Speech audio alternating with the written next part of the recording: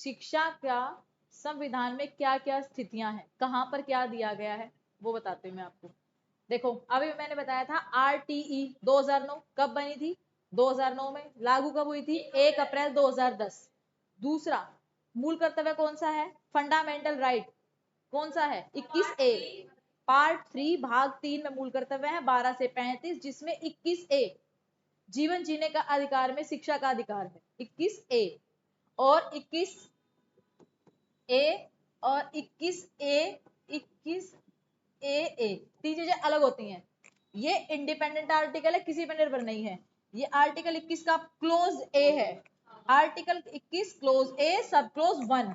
इसको ऐसे पढ़ेंगे, कभी ये नहीं पढ़ेंगे 21A के 21A 1 नहीं। आर्टिकल 21 ये है ही जिसमें बड़ी कैपिटल में होगा, ठीक है। ये 21 क्लोज ए है, ये 21 क्लोज ए सब क्लोज 1, ठीक है। तो हमारा किस में है, आर्टिकल 21A में। उसके बाद ये DPSP में भी है, नीति निर्देशक सिद्धांत, जो पार्ट 4 में दिए गए हैं, जो 36 से 51 है, उसमें ये 45 में दिया गया है। लेकिन उसमें 0 से 6 साल यानी जो पैदा होने से 6 साल तक के बच्चे हैं उनके बारे में बताया गया है कि उनकी देखभाल कैसे किया जाए।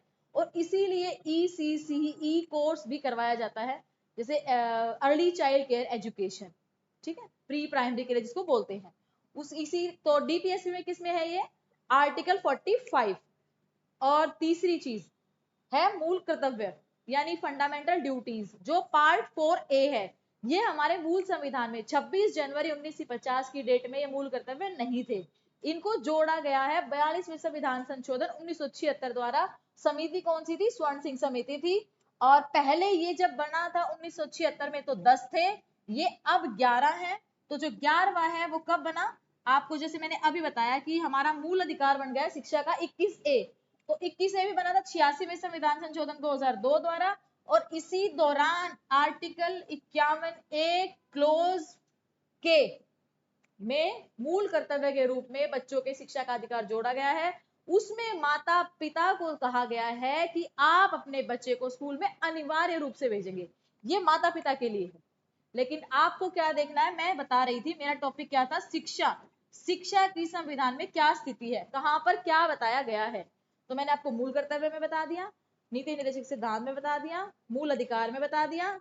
और पहले इन तीनों में बदलाव होने से पहले जब हमारा संविधान बना था तो ये कहां था, ये तो मैंने अभी चेंजेस बताए। 2002 में यहाँ आ गया, 1976 में यहाँ पहुंच गया, 86 में संविधान संशोधन से ये हो गया, ये मैंने अब बताया। पहले जब नॉर्मली शिक्षा चली थी तो संविधान लगा था, तो ये आर्टिकल 45 DPSP में था, गौरव में जीवन जीने का अधिकार टाइटल के अंतर्गत।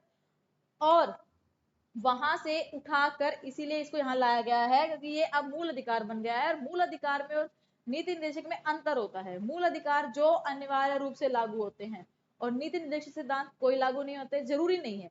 इन मूल अधिकार के लिए हम कोर्ट में जा सकते हैं अपने न्याय के लिए, लेकिन नीति निर्देशक के लिए हम नहीं जा सकते। तो शिक्षा एक ऐसा मुद्दा था जो जरूरी होना चाहिए था। और ये आपको पता है जो अनुसूचियां होती है, जो 12 अनुसूचियां होती है, उसमें 7वीं अनुसूची जो है जिसमें राज्य संवर्ती और संघ सूचियां दी गई हैं, लिस्ट दी गई है, उन लिस्ट में कौन सी लिस्ट का मुद्दा है, ये संवर्ती सूची कंटेंट लिस्ट का मुद्दा है, जिसपे केंद्र और राज्य मिलकर कानून बनाते हैं, ठीक है। तो ये तो हो गया शिक्षा की संवैधानिक स्थितियां। मुझे लग रहा है यहां तक ये टॉपिक हम कंप्लीट हो गया, रिवीजन भी हो गई है। किसी को कोई डाउट है, ठीक है। चलिए अब आगे शुरू करते हैं। मूल कर्तव्य लिए कहां से गए सब बताने के लिए।